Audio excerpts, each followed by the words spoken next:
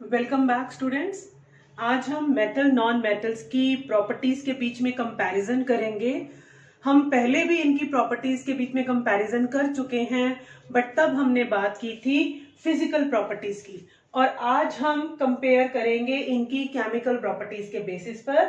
So as usual, जैसे हम एक साइड पर सारे बेसिस या आधार लिख लेते हैं and then we write the characteristics of those bases in first and the second aspect. So सबसे पहले है कि reaction with oxygen. So metals oxygen के साथ अभिक्रिया करते हैं, रिएक्शन करते हैं एंड वो बनाते हैं अपने ऑक्साइड्स।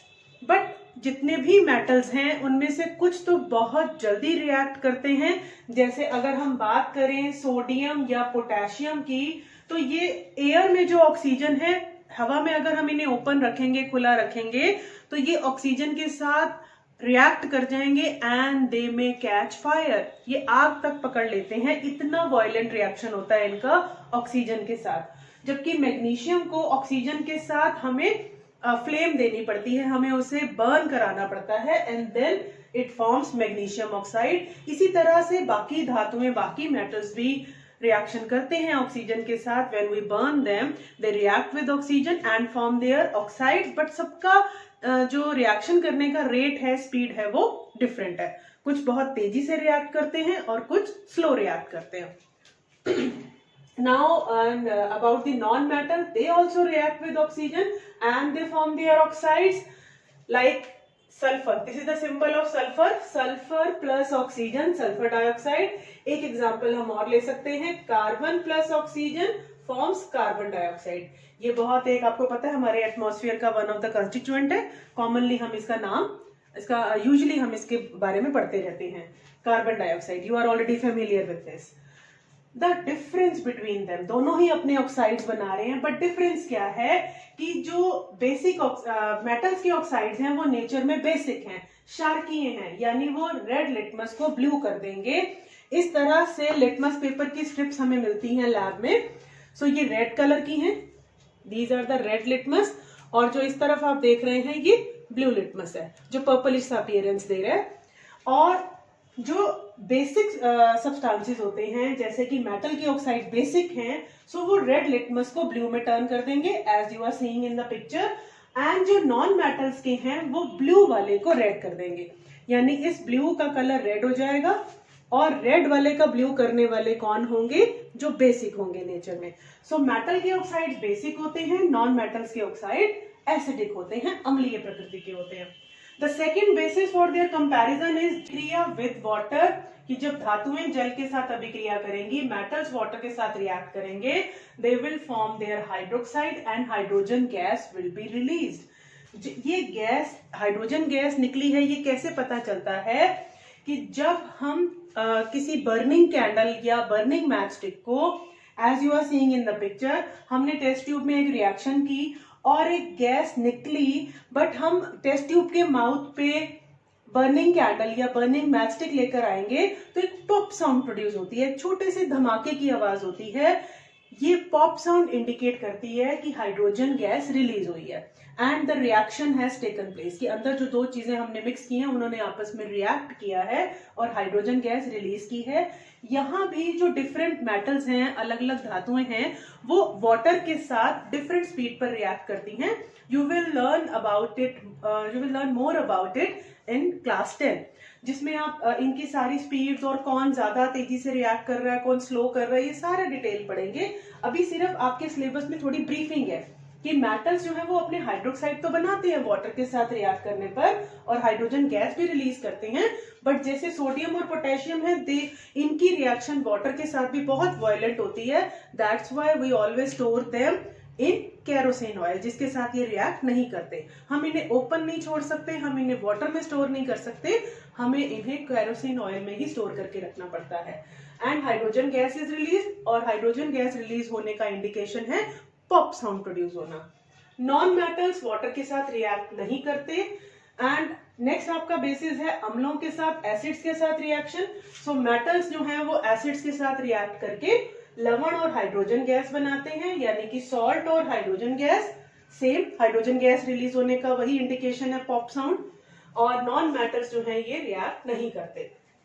क्षारकों के साथ या विद बेसिस के साथ मेटल्स रिएक्ट करके अपना सॉल्ट और हाइड्रोजन गैस, लवण और हाइड्रोजन गैस तो बनाते हैं, बट बहुत ही कम मेटल्स ऐसा करते हैं।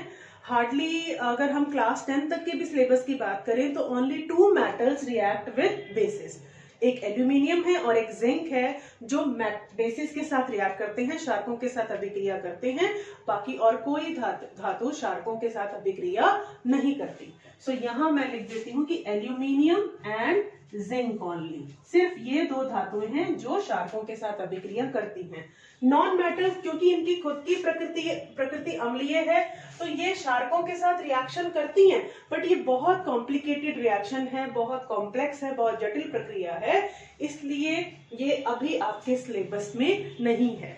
फाइन। सो हमें यहाँ पर सिर्फ तुलना करते समय, कंपैरिजन करते समय यही बताना है कि ये क्षारकों के साथ अधातुएं अभिक्रिया कर लेंगी, बेसिस के साथ नॉन मेटल्स रिएक्ट करते हैं, but that is a very complicated process. So it was all about कि इनकी केमिकल प्रॉपर्टीज के बेसिस पर हमने इनको कंपेयर किया। एंड वन थिंग मोर जो आज की वर्कशीट 17 में आपने पढ़नी है, दैट इज विस्थापन अभिक्रिया, डिस्प्लेसमेंट रिएक्शन।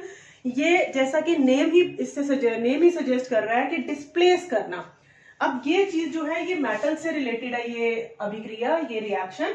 इसमें क्या होता है कि जैसे मैंने आपको बताया कि बहुत सारे मेटल्स जो हैं वो डिफरेंट स्पीड से रिएक्ट करते हैं, ऑक्सीजन के साथ या वाटर के साथ या एसिड्स के साथ, सब एक ही स्पीड से रिएक्ट नहीं करते हैं। कोई तेज करते हैं, किसी की रिएक्शन फास्ट है और किसी की रिएक्शन स्लो है। तो जब एक मेटल का सॉल्यूशन हमारे पास है, सपोज करो हमारे पास कॉपर सल्फेट है, कॉपर इज अ मेटल, इसका हमारे पास एक कंपाउंड है कॉपर सल्फेट जो इस तरह करके क्रिस्टल्स के फॉर्म में पाया जाता है, मिलता है ये कॉपर सल्फेट। और जब हम इसे वाटर में डिसॉल्व कर लेते हैं तो ये कॉपर सल्फेट का सॉल्यूशन हमें मिलता है, copper sulphate, and we write aqueous. Aqueous means हमने इसको वाटर में डिसॉल्व कर दिया। अब हम इसमें आयरन के फाइलिंग्स डालेंगे, यानी कि आयरन के पार्टिकल्स डालेंगे। ये मेरे पास आयरन के पार्टिकल्स हैं and this is the spatula which is used in lab. इसकी मैं कुछ क्वांटिटी इस टेस्ट ट्यूब में डाल रही हूं। थोड़े से मैंने ये आयरन पाउडर को इस कॉपर सल्फेट के सॉल्यूशन में डाला और अब हम इसे शेक करेंगे।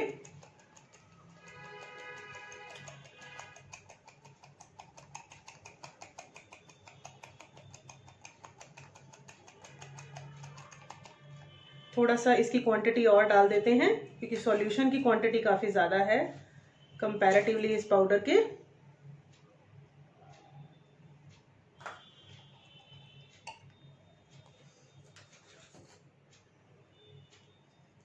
हम इसकी क्वांटिटी, आयरन पाउडर की क्वांटिटी बढ़ा रहे हैं और अब हम इसे शेक करते रहेंगे एंड थोड़ी देर के लिए हम इसे रख देंगे। ठीक है, जब तक मैं इसकी रिएक्शन आपको बोर्ड पर लिखती हूँ और समझाती हूँ तब तक हम इसे थोड़ी देर के लिए छोड़ देते हैं and you will observe some change, कुछ चेंज नजर आएगा। अब आयरन जो है वो कॉपर से ज्यादा रिएक्टिव है, ये ऑक्सीजन और वाटर के साथ रिएक्शन करके पता चलता है। कॉपर धीरे करता है रिएक्ट और आयरन उसके कंपैरेटिवली थोड़ा सा फास्ट है इन ऑक्सीजन और वाटर के साथ रिएक्शन करने में। सो क्या होगा कि आयरन जो है वो ज्यादा रिएक्टिव है, एक तरह से ज्यादा पावरफुल है, तो वो क्या करेगा, वो कॉपर को डिस्प्लेस कर देगा, विस्थापित कर देगा और खुद इस सल्फेट आयन के साथ जुड़ जाएगा। सो आयरन सल्फेट खुद सॉल्यूशन बन जाएगा एक्वस, और यहां पर ये पाउडर की फॉर्म में था तो हम इसे S लिखेंगे सॉलिड, और कॉपर अलग हो जाएगा, वो अब सॉलिड फॉर्म में आ जाएगा। सो इसे कहते हैं डिस्प्लेसमेंट रिएक्शन। जो ज्यादा रिएक्टिव होता है वो कम रिएक्टिव को अपनी प्लेस से डिस्प्लेस कर देता है, अपनी जगह से हटा देता है और खुद जो उसके साथ जुड़ा हुआ था ये उसके साथ कंबाइन हो जाता है दूसरी वाले आयन के साथ, तो आयरन सल्फेट बन जाएगा और कॉपर अलग हो जाएगा। ये डिस्प्लेसमेंट रिएक्शन है। The more reactive metal displaces less reactive metal. अधिक क्रियाशील धातु कम क्रियाशील धातु को हटा देती है, विस्थापित कर देती है। एक बार अब हम इसमें देखते हैं, थोड़ा सा चेंज अभी बहुत इतना विजिबल नहीं हो रहा, लेकिन इसमें फ्यू मिनट्स लगते हैं, बट आप यहाँ देख सकते हो। अगर आप ये आयरन फाइलिंग्स का कलर देखो, ये आयरन पाउडर का, ये है हमारा ग्रेइश कलर का, और आपको यहाँ नीचे क्या सेटल होता हुआ नजर आ रहा है, इसका कलर आपको ब्राउन नजर आ रहा होगा, क्योंकि कॉपर यानी तांबा, तांबे का कलर ब्राउन होता है, ये कॉपर बन गया है नीचे। फाइन। और ये ब्लू कलर भी आपको थोड़ा फेडेड होता हुआ नजर आ रहा होगा, जहां मैंने ये बात की कि कॉपर सॉलिड फॉर्म में आ जाएगा, तो ये कॉपर आ रहा है, ये कॉपर नीचे डिपॉजिट हो रहा है, और ऊपर का जो कलर है ये आयरन सल्फेट में कन्वर्ट हो रहा है। अब ये कॉपर सल्फेट नहीं रहेगा, ये आयरन सल्फेट बन जाएगा। कॉपर सल्फेट का कलर था प्रॉपर ब्लू, कुछ इस तरह का। और यहाँ आप डिफरेंस देखो, अभी हो रहा है ना, रिएक्शन में थोड़ा टाइम लगेगा और ये कन्वर्ट हो जाता है। अगर हम इसको शेक करते रहेंगे तो रिएक्शन थोड़ी फास्ट हो जाएगी, और ये देखो कलर और फेड होता जा रहा है, and it will turn into light green colour. ये ब्लू से लाइट ग्रीन कलर में कन्वर्ट हो जाएगा, एंड दैट जो ग्रीन कलर है, लाइट ग्रीन कलर, वो आयरन सल्फेट का है। सो ये क्वेश्चन भी बहुत बार एग्जाम में आता है कि जो ब्लू कलर है वो लाइट ग्रीन कलर में कन्वर्ट हो जाता है। ये आपसे पूछा जा सकता है कि जब कॉपर सल्फेट में हम आयरन को डालते हैं तो क्या होता है, what change do you observe. So you can write कि blue colour of copper sulphate turns into light green, iron sulphate is form, and copper get deposited at the bottom of test tube, वो test tube के तली पर जमा हो जाता है। जब तक हम क्वेश्चन आंसर डिस्कस करते हैं, उसके बाद एक बार और रिजल्ट उसका देखेंगे, उसमें और लाइट ग्रीनिश कलर आ चुका होगा। पहला क्वेश्चन है, what happens when a metal reacts with N acid, give one example. क्या होता है जब कोई मेटल किसी एसिड के साथ रिएक्ट करता है। कोई भी मेटल, जैसे अब यहाँ पर हमने मैग्नीशियम की बात की है, तो सपोज करो मैग्नीशियम, और हमने एग्जाम्पल ले लिया एसिड का, हाइड्रोक्लोरिक एसिड, तो क्या बनेगा, सॉल्ट बनेगा। ये मैग्नीशियम और क्लोरीन आपस में कंबाइन होकर के मैग्नीशियम क्लोराइड बनाएंगे और हाइड्रोजन गैस रिलीज होगी। यहाँ आप G लिख सकते हैं, मतलब gas. when metals react with acid, they form salt and hydrogen gas, and this is the example which you can write in answer number 1. Question number 2, how will you confirm that the oxides of metals are basic in nature? आप कैसे confirm करेंगे कि धातुओं के जो oxide हैं वो basic हैं, वो क्षारकीय हैं।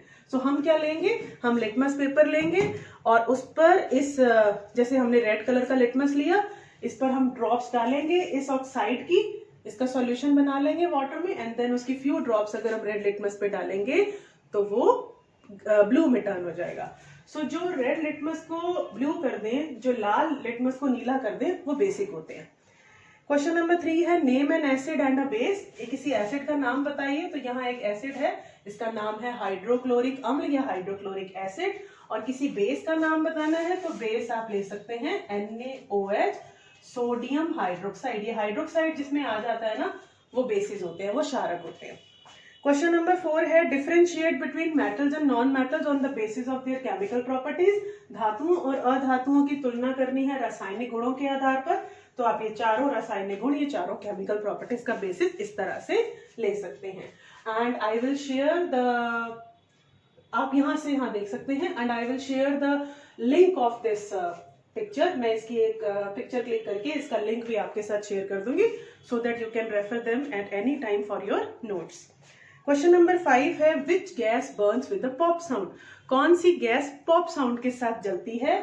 That is hydrogen gas. ये पॉप साउंड प्रोड्यूस करती है जब हम इसके पास कोई जलती हुई चीज लेकर के आते हैं, when it Burns in air. ये धमाका करती है, छोटा सा पटक।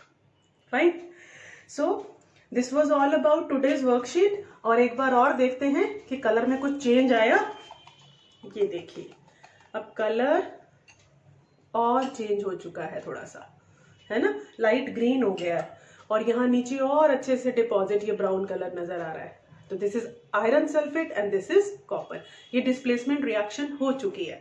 अब सपोज करो मेरे पास ये वाला सॉल्यूशन हो आयरन सल्फेट, और इसमें मैं कॉपर का पाउडर डालूं अलग से, कोई रिएक्शन नहीं होगी, क्योंकि कॉपर लेस रिएक्टिव है, वो आयरन को हटा नहीं पाएगा। यानी कि अगर हम इस रिएक्शन को उल्टा करने की कोशिश करें तो ये कॉपर आयरन को डिस्प्लेस नहीं कर सकता, because it is less reactive. ये बेटा बहुत इंपॉर्टेंट टॉपिक है, विस्थापन अभिक्रिया। इवन 10th क्लास में भी इसमें बहुत क्वेश्चन पूछे जाते हैं, मोस्ट इम्पॉर्टेंट। सो आपको ये टॉपिक समझ आया होगा और आपने समझना, लर्निंग को एंजॉय भी किया होगा, ऐसी मैं उम्मीद करती हूँ। So keep on learning, keep on understanding. अपना ख्याल रखिए। Good bye.